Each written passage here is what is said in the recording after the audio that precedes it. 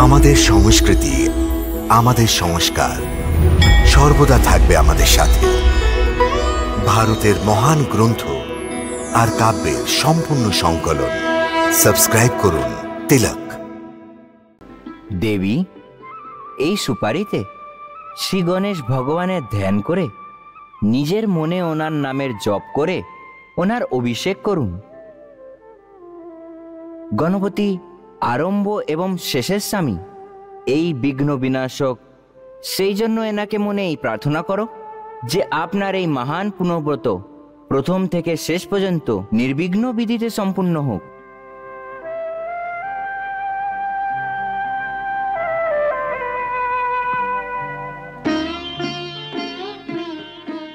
ओम गणेशाय नमः। ओम गणेशाय नमः। वक्रतुंडाय नमः। वक्रतुंडाय नमः।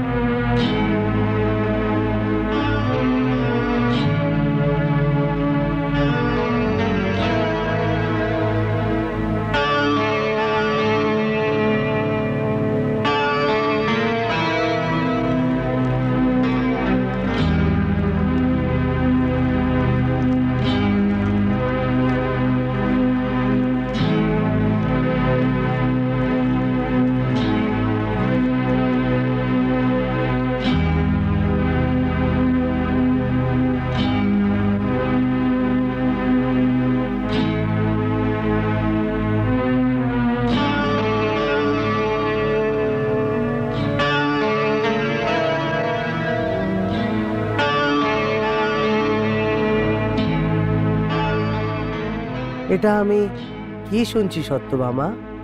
তোমার পারিজাতের বৃক্ষ চাই? হ্যাঁ, পারিজাতের বৃক্ষ চাই। কিন্তু পারিজাতের বৃক্ষ তো দেবলোকের নন্দনে আছে। হ্যাঁ, ওই পারিজাতের বৃক্ষকে আপনাকে দেবলোক থেকে পৃথিবী লোকে নিয়ে আসতে হবে আমার জন্য।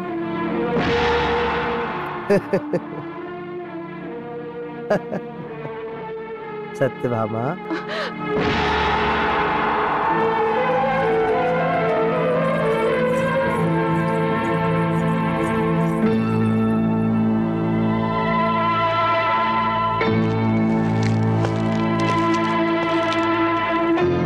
সত্যভামা, আমি তোমাকে প্রসন্নিত দেখতে চাই, আর তোমাকে প্রসন্ন করার জন্য আমি যা খুশি করতে পারি।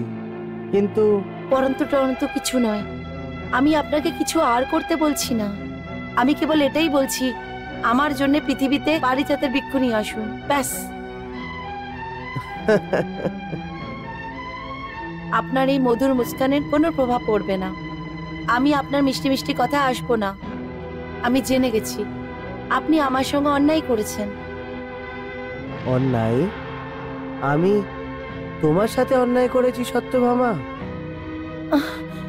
হ্যাঁ দ্বারকাধীশ, হ্যাঁ, আপনি আমার সঙ্গে অন্যায় শুধু নয়, ছল কপটও করেছেন। ছল কপট? আর ওটা তোমার সাথে? দেখুন বাসুদেব, আমাকে আর অধিক রাগাবেন না। যদি ক্রোধে এসে আমি এমনি সেমনি না বলে দিই। আমি জানি তুমি ক্রোধিত আছো। তোমার ক্রোধকেই তো শান্ত করার জন্য আমি তোমার কাছে এসেছি, আর তোমাকে বোঝাতেও। আমাকে বোঝানোর চেষ্টা করবেন না, আমি সব বুঝে গেছি, আপনাকেও আর আপনার মিথ্যে প্রেমকেও।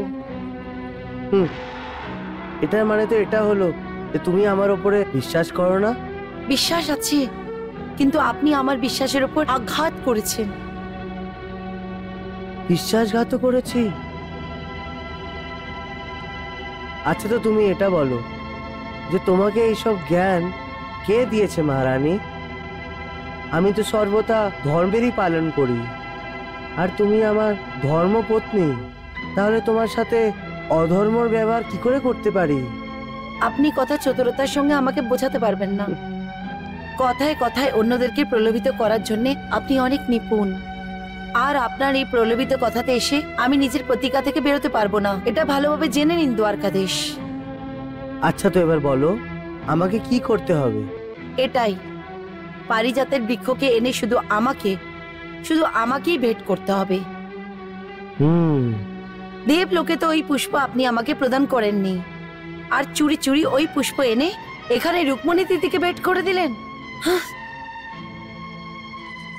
এটার অর্থ তো এটাই হলো না আপনি রুকমণি দিদিকে সব থেকে অধিক ভালোবাসেন। এটা তোমার ব্রহ্ম সত্যভামা। এটা ভ্রম নয় দ্বারকাদেশ, এবার আমার চোখ খুলে গেছে। আমি পাগল ছিলাম যে সবসময় এইটা ভাবতাম আমি বাসুদেবের সব থেকে নিকটতম। আমি এইটা ভাবতাম যতটা আমি বাসুদেবকে চাই দ্বিতীয় আর কেউ এরকম চাইতেই পারে না। কিন্তু সত্যভামা, পরন্তু কিছু নয় বাসুদেব, নারী যাকে সব থেকে অধিক প্রেম করে তার ভাগ বটরা করতে চান না। যদি ওর মনে হয় কি ওর প্রেমী নারীর প্রেমের পুরো প্রতিদান দিচ্ছে না, তো ওর প্রেমে অপমানই হবে না দ্বারকাদেশ, ওর মান খণ্ডিত হয়ে যাবে। এমন কিচ্ছু না সত্যভামা। কেন নেই দ্বারকাদেশ? আমি গর্বের সঙ্গে সবার সামনে বলতাম আমি বাসুদেবের প্রিয় পত্নী হচ্ছি। এই জন্য ও আমাকে নিজের সঙ্গে যুদ্ধতে নিয়ে গেছিলেন। আর আজকে মহলের দেওয়াল, এই জানালা, এই সমস্ত আরাম আর সুখের সাধন আমার উপর হাস্য করে, আমার উপর হাসে আর বলে আমি বাসুদেবের প্রিয় নই, আমি বাসুদেবের প্রিয় নই, আমি বাসুদেবের প্রিয় নই।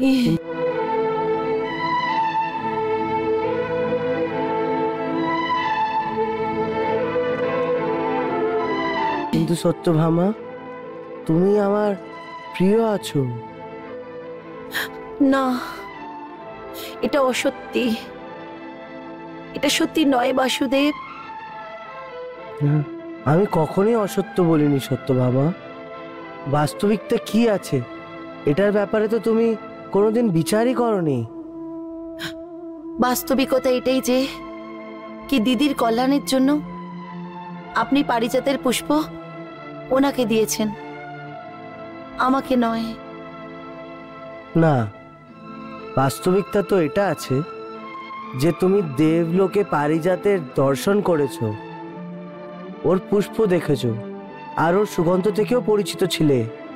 কিন্তু রুক্মিণী তো পারিজাতের গুণের অনুভবও করেনি, ও তো দেবলোকের বাতাবরণ থেকেও অপরিচিত আছে। এই জন্য যখন দেবরাজ ইন্দ্র আমাকে ওই ফুলটা দিলেন, তাহলে আমি ভাবলাম যে ও যেন তোমার মতন সৌভাগ্যের অনুভূতি পান, যেটা তুমি দেবলোকে আমার সাথে প্রাপ্ত করেছো। এটাতে তোমার অকল্যাণের কথা কোথায় আছে? এটাতে যদি তুমি তোমার অপমান মনে করো, তাহলে আমি তোমার জন্য দেবলোক থেকে পারিজাতের সব পুষ্প নিয়ে তোমার কাছে এসে ফেলে দিতে পারি। এবার আমার পারিজাতের পুষ্প চাই না, আমি পারিজাতের বৃক্ষকেই চাই। বাসুদেব, যদি আপনি আমাকে প্রেম করেন তো আমাকে পারিজাতের বৃক্ষই এনে দিন। আমি ওর ছায়াতে পুণ্যবৃত্ত করার সংকল্প করেছি, অন্যথা আমাকে আজ্ঞা দিন, আমি তপস্যা করতে যেতে চাই। যদি তুমি পুণ্যব্রত করার সংকল্প করে নিয়েছো, তো নিঃসন্দেহই আমি দেবলোক থেকে পারিজাতের বৃক্ষ নিয়ে এসে তোমার উদ্যানে লাগিয়ে দেব। এবার তো প্রসন্ন হয়ে যাও সত্যভামা। সত্যি সত্যি আমার জন্য পারিজাতের বৃক্ষ এনে দেবেন? নিঃসন্দেহ। না মুনিবর, না। যদি দ্বারকাধীশ চান তাহলে স্বর্গলোকের সমস্ত গয়না, বস্ত্র, রত্ন নিজের ভোগের জন্য আমার কাছ থেকে উনি চাইতেই পারেন, কিন্তু পারিজাত নয়। পারিজাত তো স্বর্গের মর্যাদা, পারিজাত তো স্বর্গলোকের একদম আত্মা। সেই জন্য আমি পারিজাত দিতে স্পষ্টভাবে অস্বীকার করছি। এই বার্তা আপনি দ্বারিকাধীশকে আমার দিক থেকে দিয়ে দিন। যেমনটি আপনার ইচ্ছে দেবেন্দ্র। নারায়ণ নারায়ণ। আচ্ছা, এখন তো আমি পারিজাত তার থেকে নিয়েই ছাড়বো, যদি আমাকে এটার জন্য দেবরাজ ইন্দ্রের সাথে যুদ্ধ না কেন করতে হয়।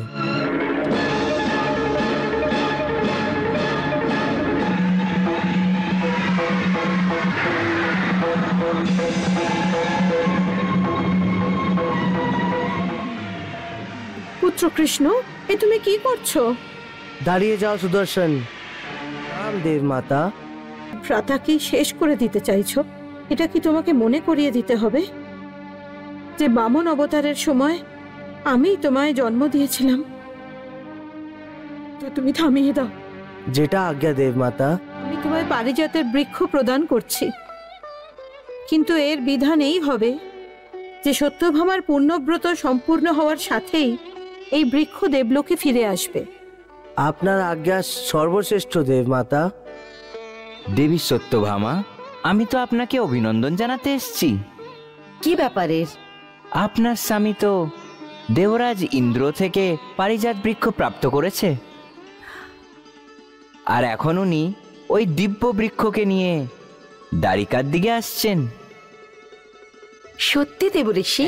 সেই জন্য এখন আপনি পুণ্যবতের অনুষ্ঠানে প্রস্তুতি নিন দেবী। পরন্তু ওই বৃত্তের অনুষ্ঠান তো আপনারই মার্গদর্শনে হবে মুনিবর। ওই সময় তো আপনাকে আসতেই হবে। অবশ্যই দেবী, যখন আপনি বলবেন আমি এসে যাব। নারায়ণ নারায়ণ। আমার পুণ্যব্রতের অনুষ্ঠান এমন ভাবে হবে যা আজ পর্যন্ত না কেউ দেখেছে না কেউ শুনেছে। তার জন্য আমি দেবশ্রী নারদের থেকে প্রার্থনা করেছি কি উনি আমার বৃত্তের পূর্ণ বিধির সঙ্গে আয়োজন করে। উনি স্বীকার করে নিয়েছেন? হ্যাঁ। ব্যাস, তো হয়ে গেছে তোমার কাজ। সে তো সমস্ত বিধির জ্ঞাতা আছে, কিন্তু যেমন সে বলে ওরমই করো, অন্যথা ওই ঋষি অনেক মনমজি আছে, মাঝখানে উঠে পালিয়ে যাবে। এটা কি করে হতে পারে? এটা কৃষ্ণ পত্নীর সত্যভামার ব্রত হচ্ছে, কেউ এটাকে ছেড়ে যেতে পারবে না। বাস আপনি দেখুন কি ব্রতের শুভারম্ভ কিরকম হয়।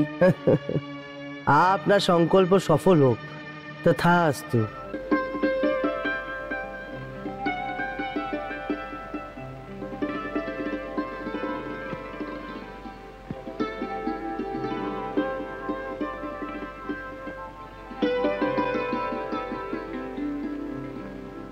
দেবী, এই সুপারিতে শ্রী গণেশ ভগবানের ধ্যান করে নিজের মনে ওনার নামের জপ করে ওনার অভিষেক করুন।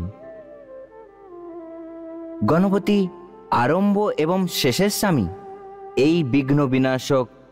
সেই জন্য এনাকে মনে এই প্রার্থনা করো যে আপনার এই মহান পুণ্যব্রত প্রথম থেকে শেষ পর্যন্ত নির্বিঘ্ন বিধিতে সম্পূর্ণ হোক।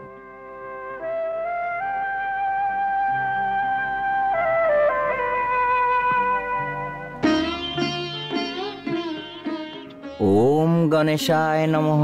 ওম গণেशाय নমঃ। वक्रतुंडाय नमः। वक्रतुंडाय नमः।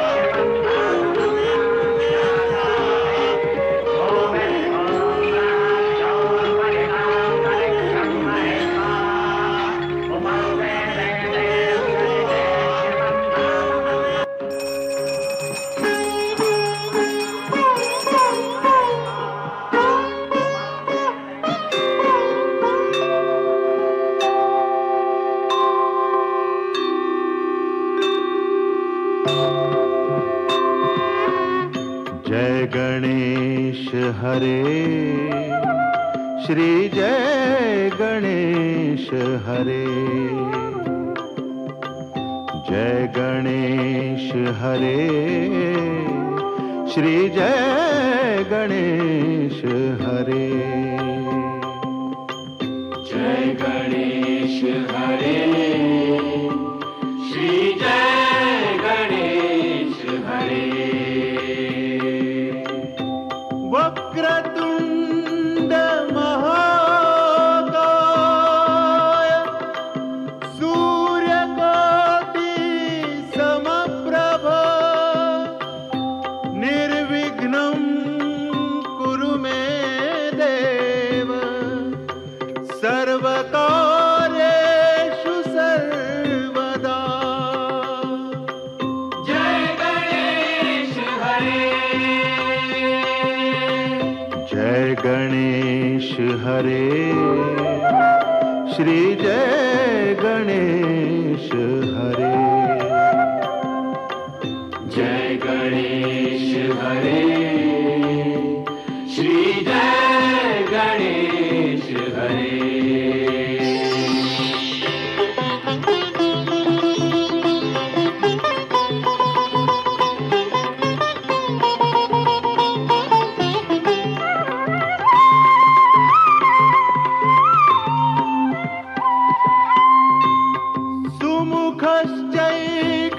सुमुखश्चैकदन्तश्च कपिलो गजकर्णकः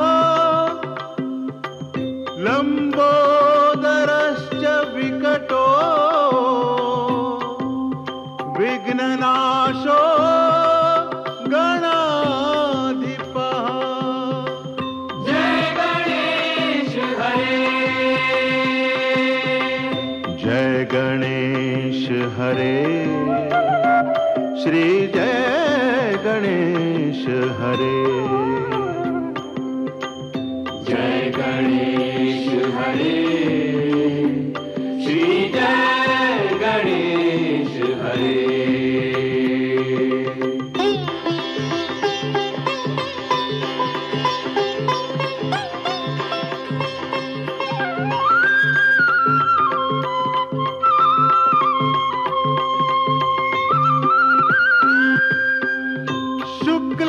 शुक्लांबरधरं देवं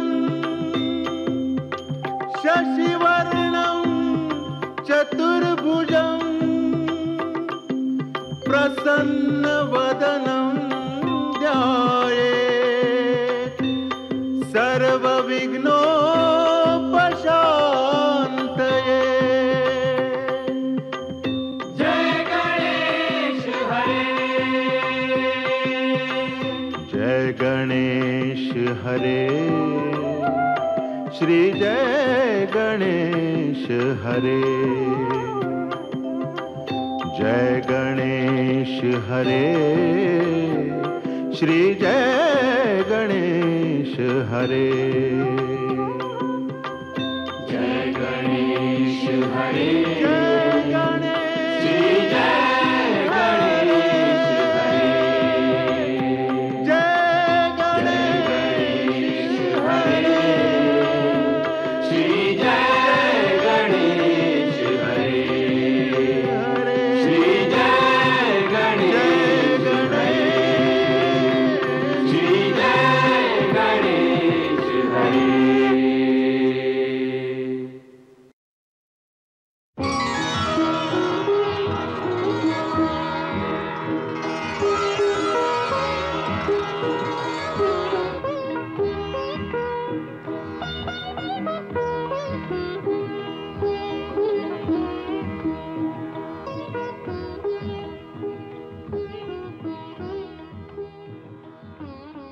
দেবী এখন দাঁড়িয়ে পারিজাত বৃক্ষ থেকে নিজের যজ্ঞ সাফল্য হওয়ার জন্য আশীর্বাদ চান।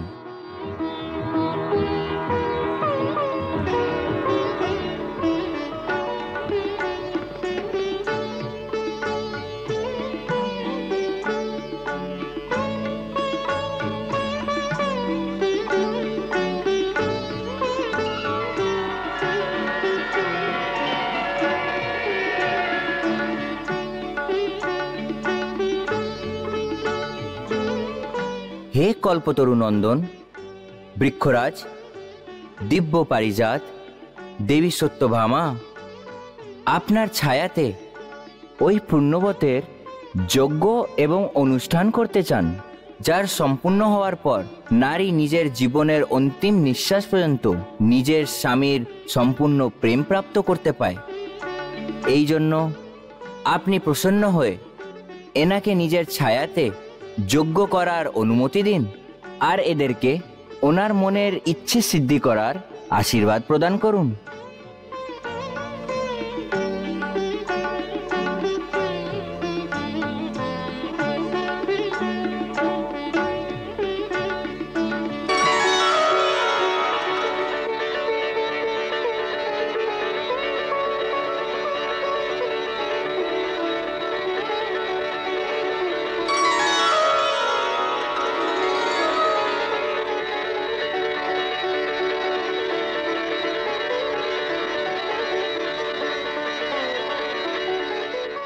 দেবী, বৃক্ষরাজ আপনার প্রার্থনা স্বীকার করে আপনাকে যজ্ঞ আরম্ভ করার অনুমতি দিয়েছেন আর আপনাকে সাফল্য হওয়ার আশীর্বাদ দিয়েছেন।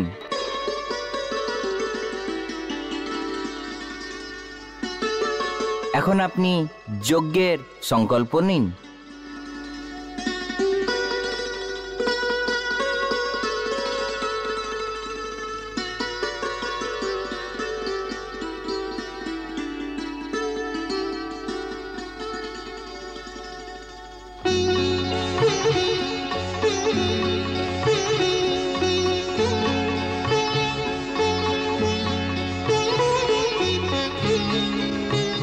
দেবী,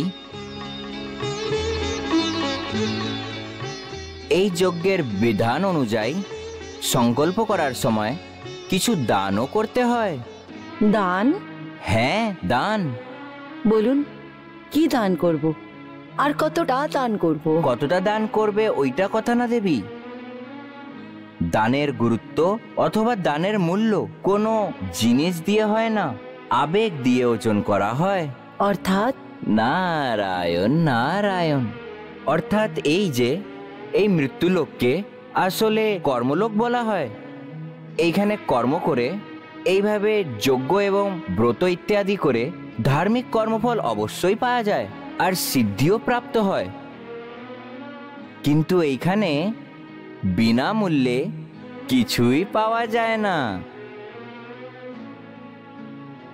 প্রত্যেকটি ফলের, প্রত্যেকটি সিদ্ধির মূল্য কোনো না কোনো অন্য রূপে দিতেই হয়। সুতরাং যখন মানুষ কোনো বড় অথবা অনুষ্ঠানের মাধ্যমে নিজের ভাগ্যের চেয়ে বেশি কিছু পেতে চায়, তাহলে ওকে অন্য কোনো রূপে ওর সমান সমান মূল্য শোধ করতে হয়। দান দেওয়ার এইটাই আবেগ। তো বলুন, নিজের কামনা সিদ্ধি করার জন্য আমাকে কতটা মূল্য দিতে হবে? কতটা সোনা, কতটা রত্ন, কতটা আভূষণ, যা চাই, যতটা চাই আমি ততটাই দান করতে রাজি আছি। পুণ্যবতের সিদ্ধির প্রাপ্ত করার জন্য দান দেওয়ার একটি বিধান আছে। আসলে যে বস্তু আপনার সবচেয়ে বেশি প্রিয় হয় সেই বস্তুই দান করতে হয়। সুতরাং আপনি এটা বলুন যে এই সংসারে আপনার কি হিরে মুক্ত, গয়না, সোনা এইসবই সবচেয়ে বেশি প্রিয়?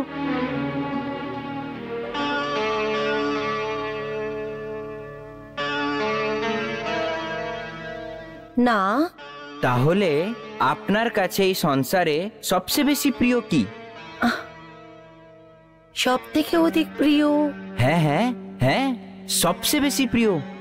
ভাবুন, কিসে কিসে যে আপনার কাছে সবচেয়ে বেশি প্রিয়?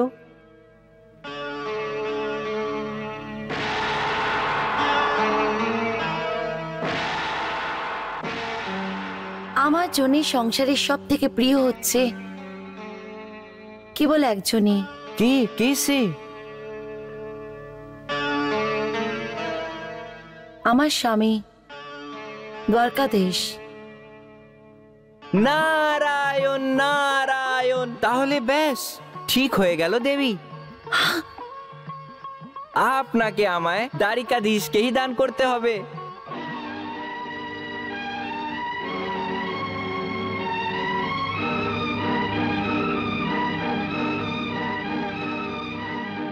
নিন, দানের সংকল্প নিন।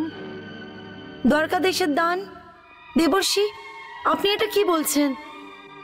আমি এই জন্যই তো এই ব্রত করছি, আমি যেন আমার স্বামীর থেকে অধিক প্রেম পাই। আর আর আমি ওনাকে দান করে দেব, তো আমি ওনার প্রেম কি করে পাবো? এটা আপনার দানের কিরকম রীতি? এইটা দানের নিয়ম নয় দেবী, এইটা তো মৃত্যু লোকের নিয়ম। যে মানব যত বেশি পাওয়ার চেষ্টা করে ওকে ওর থেকে বেশি দিতে হয়, এইটাই কর্মলোকের নিয়ম। এটা এটা কিরকম বিধান হচ্ছে দেবশ্রী? যার জন্য আমি যজ্ঞ করছি আর ওনাকেই আমি হারিয়ে ফেলি। মুনিবর, এটা কি ওনার বদলে আমি অন্য কোনো বস্তুকে দান করতে পারি না, বা আর কোনো উপায় নেই? একটি উপায় আছে। ওটা কি? দেখুন, দান তো আপনাকে আপনার সব থেকে প্রিয় বস্তুরই করতে হবে, কিন্তু হ্যাঁ, ব্রাহ্মণকে দান করা বস্তু আবার তার থেকে কেনাও যেতে পারে।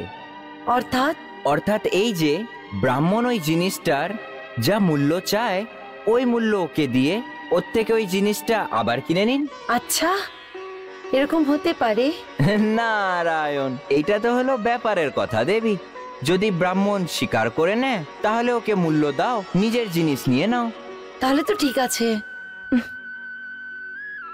যদি স্বীকার করেন তাহলে তাড়াতাড়ি করে দানের সংকল্প নিন, কারণ অনুষ্ঠানের শুভ লগ্ন পার হয়ে যাচ্ছে দেবী।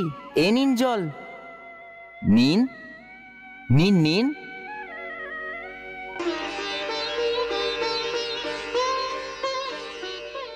এখন বলুন, নিজের স্বার্থ সিদ্ধির জন্য আমি কৃষ্ণের স্ত্রী সত্যভামা, আমি কৃষ্ণপত্নী সত্যভামা, আমার পুরোহিত ব্রহ্মপুত্র নারদকে, নিজের পুরোহিত ব্রহ্মপুত্র নারদকে নিজের স্বামীর দান করছি। নিজের স্বামীকে দান করছি। এখন এই জল দ্বারকাধীশের ওপরে ছিটিয়ে দিন।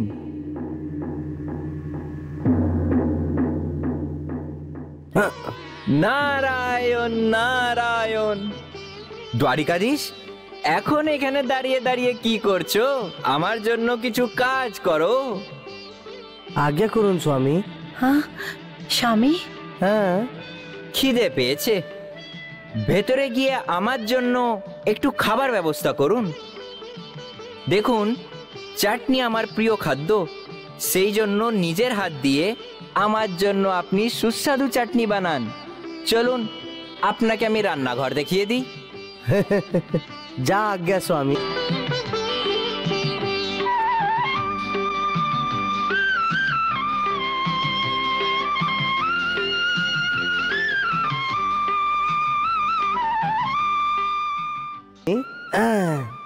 চলুন স্বামী। এটা কি দেবর্ষি? আমি দান করেছি, এটার মানে এটা নয় যে আপনি দ্বারকাদেশকে নিয়ে চলে যান। নারায়ণ। দ্বারিকাধীশ, এখন আপনি বোঝান দেবী সত্যভামাকে কি দানের অর্থ কি হয়। দানের অর্থ তো ওটাই হয় মুনিবর, যেটা আপনি বলেন। এবার আপনি আমার স্বামী আর আমি আপনার দাস, যেমন আপনি বলবেন ওরম করা আমার ধর্ম। এটা কি করে হতে পারে? আমার থাকা সত্ত্বে আপনি কাউর দাস হতে পারেন না।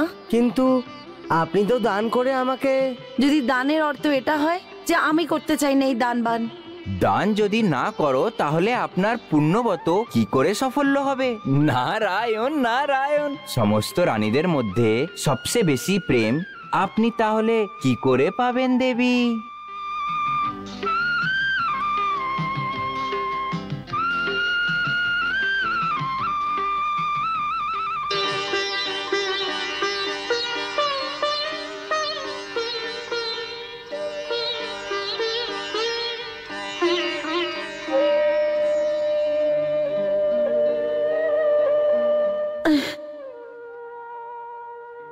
আমি করতে চাই না এরকম পুণ্যবৃত্তির কোনো অনুষ্ঠান যেটাতে আমার স্বামী চলে যায়। আমি চাই না সব রানীর থেকে অধিক প্রেম। আমাকে আমার স্বামীকে ফিরিয়ে দাও, আমাকে আমার স্বামীকে ফিরিয়ে দাও মুনিব, আমাকে আমার স্বামীকে ফিরিয়ে দাও। আমাকে ক্ষমা করে দিন, আমাকে ক্ষমা করে দিন, আমাকে ক্ষমা করে দিন, আমাকে ক্ষমা করে দিন দেবশ্রী।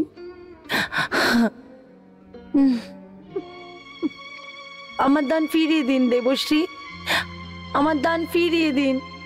এইটা কি করে সম্ভব হতে পারে দেবী? দান দেওয়ার পর কি ওটাকে ফেরত নেওয়া যায়? তারপর আবার দ্বারিকাধীশের মতন অলৌকিক বস্তুর দান পাওয়ার পর ওইটাকে কি আবার ফেরত দেওয়া যায়? আমি এতটাই মূর্খ নয় দেবী। যান, নিজের যজ্ঞের প্রস্তুতি নিন।